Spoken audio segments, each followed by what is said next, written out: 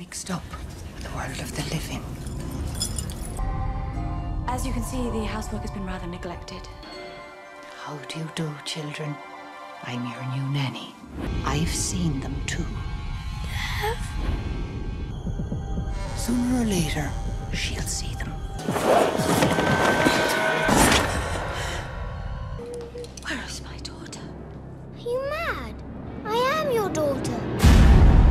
সিনেমাটিতে দ্বিতীয় বিশ্বযুদ্ধ চলাকালীন একটি গল্প বলা হয়।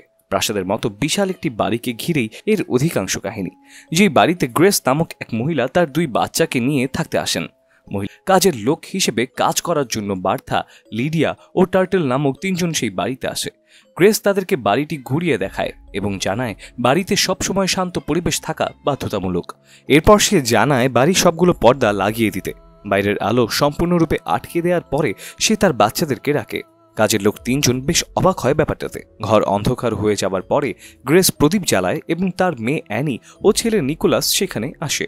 গ্রেস তখন জানায় তার 2 বাচ্চারই রোদে অ্যালার্জি আছে, তারা রোদে গেলে তাদের ত্বক তা নিতে পারে না। এরপর গ্রেস বার্থাকে জিজ্ঞেস করে, আমি তো কাজের লোক চেয়ে কোনো বিজ্ঞাপন বা ওই ধরনের কিছু দিইনি, আপনারা জানলেন কিভাবে এই বাড়িতে কাজের লোক লাগবে?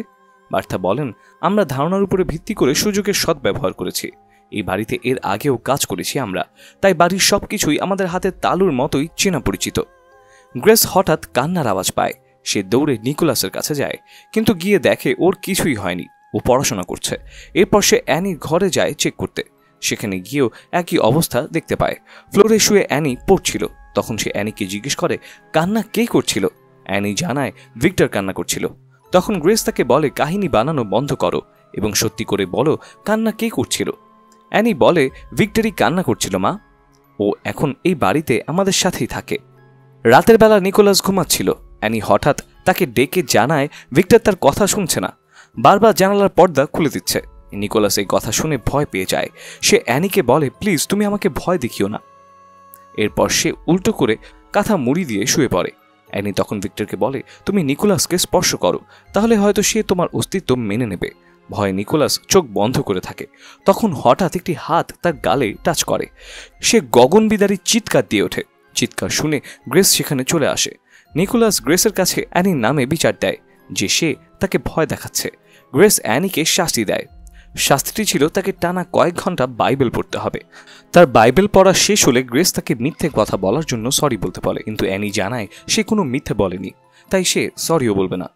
গ্রেস হঠাৎ উপরের ঘর থেকে বিকট শব্দ পেতে থাকে।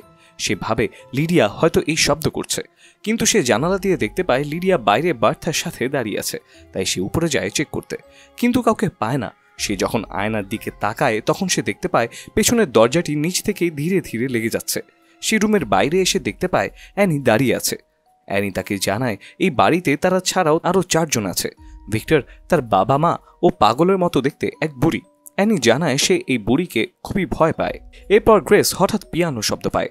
সে বন্দুক নিয়ে মিউজিক রুমের দিকে যায়, কিন্তু মিউজিক রুমের দরজা হুট করেই তার মুখের উপরে বন্ধ হয়ে যায়। এরপর সে বার্থাকে বলে অন্য চাবিটি নিয়ে আসতে। সেই চাবি দিয়ে মিউজিক রুম খুলে ভেতরে প্রবেশ করে সে দেখতে পায় পিয়ানোর শাটার খোলা, যা কয়েক ঘন্টা আগে গ্রেস নিজ হাতে বন্ধ করেছিল। সে বুঝতে পারে এই বাড়িতে নিশ্চয়ই কোনো ভূত কিংবা খারাপ আত্মা থাকে। এরপর সে চার্চে যায়। যাওয়ার সময় সে টার্টলকে বলে ভিক্টর নাম ফলকওয়ালা কোনো কবর আছে কিনা খুঁজে বের করো। এরপর সেখানে বার্থা আসে। সে টার্টলকে বলে আমরা এই রহস্য কতদিন পর্যন্ত লুকিয়ে রাখবো। তখন দেখা যায় টার্টল গাছের শুকনা পাতা দিয়ে একটি কবর ঢেকে ফেলেছে। গ্রেস চার্চে যাওয়ার সময় অতিরিক্ত কুয়াশার মধ্যে রাস্তা হারিয়ে ফেলে। তখন সে হঠাৎ সামনে থেকে একজন মানুষকে আসতে দেখে। সামনে এলে তার চেহারা পরিষ্কার হয় এবং সে দেখতে পায় তার হাজব্যান্ড দাঁড়িয়ে আছে। সে চার্লসকে দেখে খুশিতে আত্মহারা হয়ে যায়, কারণ সে ভাবত চার্লস যুদ্ধে মারা গেছে। এরপর সে চার্লসকে বাসায় নিয়ে আসে। সে তার বাচ্চাদের সাথে দেখা করে। এরপর সে ফ্রেশ হয়ে ঘরে গিয়ে শুয়ে পড়ে। গ্রেস তার বাচ্চাদের বলে তোমাদের বাবা যুদ্ধ করে এসেছে, তাই সে অনেক টায়ার্ড, কয়েকদিন সে শুধু রেস্ট করবে। গ্রেস নিজের হাতে বানানো একটা ড্রেস অ্যানিকে পরিয়ে দিয়ে একটি কাজে নিচে যেতে থাকে। যাওয়ার আগে অ্যানিকে বলে যায় ফ্লোরে বসো না, তাহলে ড্রেসটি নষ্ট হয়ে যাবে। সে কাজ শেষে উপরে এসে দেখে অ্যানি ফ্লোরে বসে আছে এবং হাতে কিছু একটা নিয়ে খেলছে, কিন্তু একটু পরেই সে খেয়াল করে সেই ড্রেসের ভেতরে একজন বুড়ি মহিলা। গ্রেস সেই মহিলাটা চুল ধরে টানাটানি করতে থাকে এবং তাকে বলে বল আমার মেয়ে কোথায়। কিছুক্ষণ পরে তার হুঁশ ফেরে এবং সে দেখতে পায় এতক্ষণ সে তার মেয়ে অ্যানিকেই মারছিল। সেখানে বার্তা চলে আসে। অ্যানি বার্থাকে বলে আমার মা আমাকে মেরে ফেলবে, আমাকে বাঁচাও। গ্রেস চার্লসের কাছে আসে। চার্লস তখন জানায় সে আবারও যুদ্ধে যাচ্ছে। এই কথা শুনে গ্রেস রেগে গিয়ে কান্না করতে থাকে। এরপর চার্লস তাকে শান্ত করে এবং দুজন বিছানায় ইন্টিমেট হয়। পরদিন সকালে উঠে গ্রেস দেখতে পায় চার্লস চলে গেছে। এরপর সে হঠাৎ অ্যানির চিৎকারের শব্দ শুনতে পায়। গ্রেস দৌড়ে ঘরের ভেতরে গিয়ে দেখে সবগুলো পর্দা খোলা। এরপর সে তার বাচ্চাদের গায়ে কাপড় দিয়ে একটি অন্ধকার রুমে নিয়ে যায়। গ্রেস এরপর লিডিয়াকে গিয়ে বকতে থাকে কেন পর্দা সরানো হয়েছে, পর্দাগুলো কোথায়।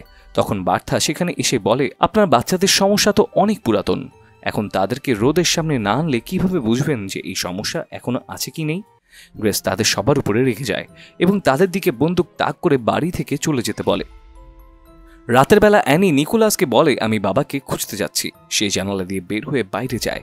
নিকোলাসও না পারতে তার পিছু পিছু যায়। এদিকে গ্রেস কাজের লোকদের রুমে তল্লাশি করছিল। সে 1891 একটি ছবি খুঁজে পায়। সে সেখানে সেই 3 জন কাজের লোকের মৃত অবস্থার ছবি দেখতে পায়। তখন সে বুঝতে পারে কাজের লোকগুলোই আসলে ভূত ছিল। অন্যদিকে অ্যানি ও নিকোলাস 3টি কবর খুঁজে পায় যেগুলো আসলে সেই 3 জন কাজের লোকের। তখন হঠাৎ সেই 3 জন কাজের লোক সেখানে চলে আসে। অ্যানি ও নিকোলাস তখন চিল্লাতে চিল্লাতে ঘরের দিকে দৌড়াতে থাকে। গ্রেস তখন বাইরে এসে অ্যানি ও নিকোলাসকে ঘরের ভেতরে পাঠায় এবং শটগান দিয়ে কাজের লোকদের উপরে গুলি করে, কিন্তু স্বাভাবিকভাবেই তাদের কিছুই হয় না। তখন সে ঘরের ভেতরে ঢুকে দরজা জানালা সব আটকে দেয়। তখন দরজার বাইরে থেকে বার্থা গ্রেসকে বলে আমরা সেই কখন থেকে আপনাকে বোঝানোর চেষ্টা করছি, আপনি আমাদের সাথে থাকুন। তখন গ্রেস বলে তোমরা তো মরে গেছো, আমাদেরকে প্লিজ একা ছেড়ে দাও। বার্থা তখন বলে আমরা তো ছেড়ে দেব, কিন্তু সে কি আপনাদেরকে ছাড়বে? এই কথার মাথা মুন্ডু কিছুই গ্রেস বোঝে না।